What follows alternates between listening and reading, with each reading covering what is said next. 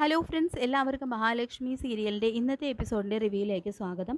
അങ്ങനെ കരുണയ്ക്കും കണ്ണനുള്ള പലഹാരങ്ങളൊക്കെ ഉണ്ടാക്കി കമലേശ്വരത്തേക്ക് പോകാൻ തുടങ്ങുന്ന മുത്തശ്ശിയെയും പ്രതാപൻ്റെയും മതിമറന്നുള്ള സന്തോഷം കാണുന്ന മോഹിനി കണ്ണൻ മോളും ലക്ഷ്മിയോളും വേർപിരിഞ്ഞു എന്ന് കരുതി അവർ ആവോളം സന്തോഷിക്കട്ടെ, അത് കഴിഞ്ഞ് അമ്മയ്ക്കും മോനും മാറിയിരുന്ന് വാവിട്ട് നിലവിളിക്കാനുള്ളതല്ലേ എന്ന് മനസ്സിൽ പറയുന്നുണ്ട് കേട്ടോ മോഹിനി.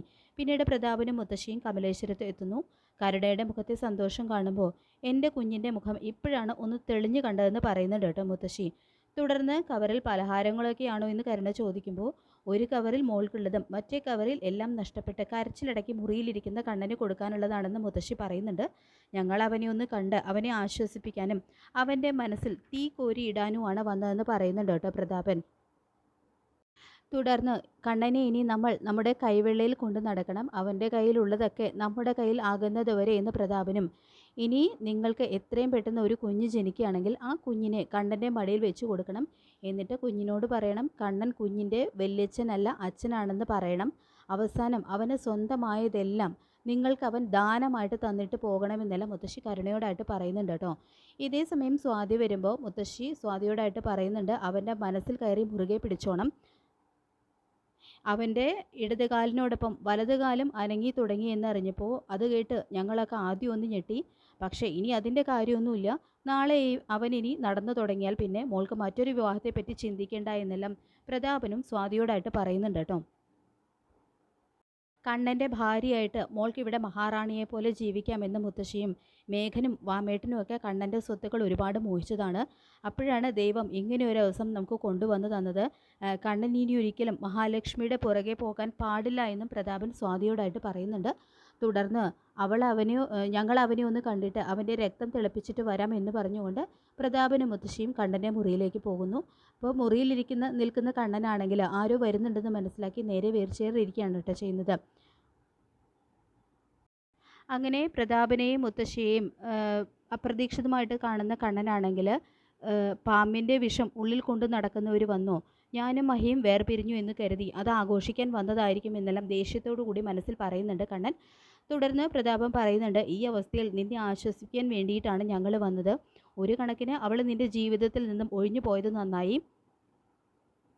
അവൾക്കും അവളുടെ അമ്മയുടെ അതേ സ്വഭാവം തന്നെയല്ലേ കിട്ടിയിരിക്കുന്നത്. തള്ളയെ പോലെ തന്നെ മോളും വഴി പിടിച്ച് നടക്കുന്നവളാണ്. പക്ഷേ നീ അവൾക്ക് ഇത്ര പെട്ടെന്ന് നിൻ്റെ സ്വത്തുക്കളൊക്കെ എഴുതി നൽകിയത് മണ്ടത്തരമായി പോയി കണ്ണ. ഇനി ആ സ്വത്തെല്ലാം അവൾ നിനക്ക് തിരികെ എഴുതി തരുമെന്ന് നിനക്ക് തോന്നുന്നുണ്ടോ എന്നെല്ലാം പ്രതാപനും. അവളെക്കുറിച്ച് ഞാനും പ്രതാപനും ദുർഗയൊക്കെ നിന്നോട് പലതവണ പറഞ്ഞതല്ലേ കണ്ണ. അന്ന് നീ അതൊന്നും വിശ്വസിച്ചില്ല. ഏതായാലും കഴിഞ്ഞത് കഴിഞ്ഞു. ഇനി നീ അവളുടെ പുറകെ പോകാതിരുന്നാൽ മാത്രം മതി എന്ന് ഞങ്ങൾക്ക് പറയാനുള്ളൂ എന്നെല്ലാം പറഞ്ഞുകൊണ്ട് പ്രതാപനും മുത്തശ്ശിയും കൂടി കണ്ണൻ്റെ രക്തം തിളപ്പിക്കാൻ ശ്രമിക്കുന്നുണ്ട് കേട്ടോ. അവരങ്ങനെ സംസാരിച്ചുകൊണ്ടിരിക്കുന്ന സമയത്താണ് കണ്ണന് മഹാലക്ഷ്മിയുടെ കോള് വരുന്നത്. അപ്പോൾ മഹിയാണ് വിളിക്കുന്നത് എന്നറിയുന്ന കണ്ണനാണെങ്കിൽ ഒന്ന് പരിഭ്രമിക്കുന്നുണ്ട് കേട്ടോ. അപ്പോൾ അത് കാണുന്ന പ്രതാപൻ, ദേ കണ്ടില്ലേ, നീ അവളെ ഉപേക്ഷിച്ചിട്ട് പോയിട്ടും അവൾ നിൻ്റെ പുറകെ പട്ടിയെ പോലെ വരികയാണ്. ബാക്കി സ്വത്ത് കൂടി സ്വന്തമാക്കാനായിരിക്കും അവളുടെ ഉദ്ദേശം. നീ ഒന്നും അവളോട് പറയേണ്ട കണ്ണ, പറയാനുള്ളതൊക്കെ ഞാൻ അവളോട് പറഞ്ഞോളാം എന്ന് പറഞ്ഞുകൊണ്ട് പ്രതാപൻ മഹിയുടെ കോള് അറ്റൻഡ് ചെയ്യുന്നുണ്ട് കേട്ടോ. അപ്പോൾ നീ എന്തിനാ കണ്ണനെ വിളിച്ചത് എന്ന് പ്രതാപൻ ചോദിക്കുമ്പോൾ പെട്ടെന്ന് തന്നെ പ്രതാപൻ്റെ ശബ്ദം കേൾക്കുന്ന മഹിയാണെങ്കിൽ ഒന്ന് ഞെട്ടുന്നുണ്ട്. നിൻ്റെ പേര് കേൾക്കുന്നത് പോലും അവനിപ്പോൾ വെറുപ്പാണ്. കഴിഞ്ഞതൊക്കെ മറക്കാൻ ശ്രമിക്കുകയാണ് കണ്ണൻ.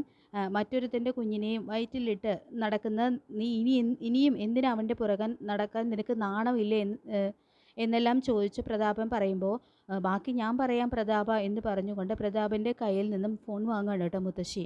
എന്നിട്ട് നിൻ്റെ സ്ഥാനത്ത് നിന്നേക്കാളും സുന്ദരിയായൊരു പെണ്ണ് ഇവിടെ കയറി വരും, കണ്ണൻ പോലെ കൈ പിടിച്ച് നടത്താൻ.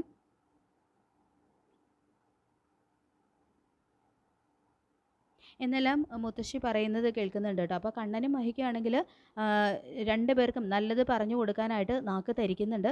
എങ്കിലും അവർ സ്വയം സംയമനം പാലിക്കുകയാണ് കേട്ടോ ചെയ്യുന്നത്. തുടർന്ന് മഹി സഹി കേട്ട് അവരോടായിട്ട് പറയുന്നുണ്ട്, അമ്മയും മോനും അധികം നെഗളിക്കണ്ട. ഞാൻ വിചാരിച്ചു കഴിഞ്ഞാൽ നിങ്ങളുടെ മകൻ ഈ നിമിഷം ജയിലിലാണ്, അതാരും മറക്കണ്ട.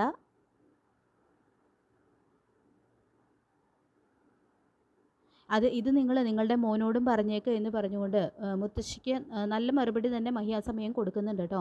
കണ്ണേട്ടൻ്റെ രക്തം തിളപ്പിക്കാനായിട്ടും ആയിരിക്കും രണ്ടുപേരും കൂടി വന്നത് എന്നും മഹി പറയുന്നുണ്ട്. അപ്പോൾ ഇത് കേൾക്കുന്ന മഹിയിൽ നിന്നും അങ്ങനെ ഒരു തിരിച്ചടി കേൾക്കുന്ന മുത്തശ്ശിയാണെങ്കിൽ പെട്ടെന്ന് തന്നെ ഒന്ന് വല്ലാതായി ഫോൺ കട്ട് ചെയ്യുന്നുണ്ട് കേട്ടോ. തുടർന്ന് പ്രതാപൻ പറയുന്നുണ്ട്, ഇനി അവൾ നിന്നെ വിളിക്കില്ല കണ്ണാ. അവളുടെ ഭാഗത്ത് നിന്ന് ഇനി നിനക്ക് എന്തെങ്കിലും ഒരു ബുദ്ധിമുട്ടുണ്ടായാൽ നീ ഞങ്ങളെ അറിയിച്ചാൽ മതി എന്ന് പ്രതാപനും മുത്തശ്ശിയും പറഞ്ഞ് അവിടെ നിന്നും പോകുന്നു. അവർ പോയ ഉടനെ തന്നെ കണ്ണൻ മഹിയെ വിളിക്കുന്നുണ്ട് കേട്ടോ. എന്നിട്ട് പറയുന്നുണ്ട്, കണ്ണേട്ട എന്താ അവിടെ നടക്കുന്നതെന്ന് ചോദിക്കുമ്പോൾ കരുണയുടെ അച്ഛനും മുത്തശ്ശിയും അപ്രതീക്ഷിതമായിട്ടാണ് ഇങ്ങോട്ട് കയറി വന്നത്. അതുകൊണ്ട് ഒന്നും ചെയ്യാൻ പറ്റിയില്ല. അവർ തന്നോട് പറഞ്ഞതെല്ലാം എൻ്റെ മുന്നിൽ വെച്ചാണ്. അവർക്ക് ഞാൻ അതിനെല്ലാം നല്ല തിരിച്ചടി എന്തെങ്കിലും കൊടുക്കുമെന്നും കണ്ണൻ പറയുന്നുണ്ട് കേട്ടോ മഹിയോട്. താൻ ഇതൊന്നും കേട്ട് മനസ്സ് വിഷമിപ്പിക്കേണ്ട, നമ്മുടെ കുഞ്ഞിന് വേണ്ടിയല്ലേ എല്ലാം എന്ന് പറഞ്ഞുകൊണ്ട് മഹിയെ ആശ്വസിപ്പിക്കുകയാണ് കേട്ടോ കണ്ണൻ ചെയ്യുന്നത്. ഇവിടെ ദുർഗയും കരുണയും സ്വാതിയാണെങ്കിൽ മുത്തശ്ശിയും പ്രതാപനും കണ്ണൻ്റെ അടുത്ത് ചെന്ന് കണ്ണനെ ചൂട് പിടിപ്പിച്ചിട്ടുണ്ടാവും എന്നൊക്കെ കരുതി ഇങ്ങനെ സന്തോഷത്തോടെ അവർക്ക് വേണ്ടി കാത്തിരിക്കുകയാണ് കേട്ടോ. അപ്പോൾ അവർ വരുമ്പോൾ എന്തായി, അവൻ്റെ മനസ്സിനെ ചൂട് പിടിപ്പിച്ച് രണ്ടുപേരും ചേർന്ന് എന്ന് ദുർഗ ചോദിക്കുമ്പോൾ അതല്ലേ രസം, ഞങ്ങൾ അവൻ്റെ മുറിയിലേക്ക് ചെന്നപ്പോൾ അവൾ അവനെ വിളിച്ചു. അവനെ വഞ്ചിച്ചു പോയി കടന്നു കളഞ്ഞ ആ മഹായക്ഷി ഞാനും അമ്മയും അവൾക്ക് നല്ലത് കൊടുത്തിട്ടുണ്ടെന്നെല്ലാം പ്രതാപം പറയുമ്പോൾ എങ്കിലും അവൾ എന്തിനാ അവൻ്റെ പുറകെ ഇനിയും വരുന്നത്, അവളെ വേണ്ട എന്ന് അവൻ തന്നെ പറഞ്ഞതല്ലേ എന്നെല്ലാം ദുർഗ ചോദിക്കുമ്പോൾ ബാക്കി സ്വത്ത് കൂടി കിട്ടാനായിരിക്കും, നമ്മൾ ഏതായാലും സൂക്ഷിക്കണം. അവളുടെ കണ്ണീരിൽ മയങ്ങി അവൻ വീണ്ടും അവളുടെ പുറകെ പോകാനുള്ള സാഹചര്യം ഉണ്ടാകരുത്, മോള് വേണം അതിന് അവസരം കൊടുക്കാതിരിക്കാൻ എന്നെല്ലാം പ്രതാപനും മുത്തശ്ശിയും സ്വാതിയോട് പറഞ്ഞു കൊടുക്കുന്നുണ്ട്. ഇതേ സമയം മഹിയാണെങ്കിൽ ഇനി പ്രതാപൻ്റെയും അയാളുടെ മുത്തശ്ശിയെയും അഹങ്കാരം അവരെ എങ്ങനെ വെറുതെ വിട്ടുകൂടാ. കണ്ണേട്ടനും ഞാനും വേറെ പിരിഞ്ഞു എന്ന് കരുതി അവർ വീണ്ടും തന്നെ കുത്തി നോവിക്കാനായിട്ട് തുടങ്ങുകയാണ്. അവരുടെ അഹങ്കാരത്തിന് നല്ല തിരിച്ചടി കൊടുക്കേ പറ്റൂ. പലപ്പോഴായിട്ട് അവർക്ക് ഒരുപാട് അവസരങ്ങൾ നൽകിയതാണ്. കണ്ണേട്ടനെയും ഇനി ചൊടിപ്പിക്കാൻ നിന്ന് കഴിഞ്ഞാൽ എല്ലാ സത്യങ്ങളും കണ്ണേട്ടനോട് തുറന്നു പറയുമെന്ന് പലതവണ അവരോട് പറഞ്ഞതാണ്. എന്തായാലും കണ്ണേട്ടനോട് എല്ലാ സത്യങ്ങളും ഉടനെ തന്നെ തുറന്നു പറയണമെന്ന് മനസ്സിൽ തീരുമാനിപ്പിച്ചിരിക്കുന്നുണ്ട് കേട്ടോ മഹി. പിന്നീട് കാണിക്കുന്നത് മേഘൻ്റെ അടുത്ത് നിന്നിട്ട് വാമൻ പറയുന്നുണ്ട്, ഇടാ മേഘ, നിൻ്റെ ദേഹത്ത് പറ്റിയിരിക്കുന്ന ഈ ചതവും ഒടിവും ഒക്കെ നന്നായിട്ട് തിരുമിയാൽ മാത്രമേ അതൊക്കെ ശരിയാവുള്ളൂ. അതിന് ഏറ്റവും പറ്റിയ ആൾ തോമസ് വൈദ്യൻ തന്നെയാണ്. നീ തോമസ് വൈദ്യൻ്റെ ഹോസ്പിറ്റലിൽ ചെന്ന് തിരുമിക്കണം. എനിക്ക് തന്നെ ഇത്രയും പെട്ടെന്ന് എഴുന്നേറ്റ്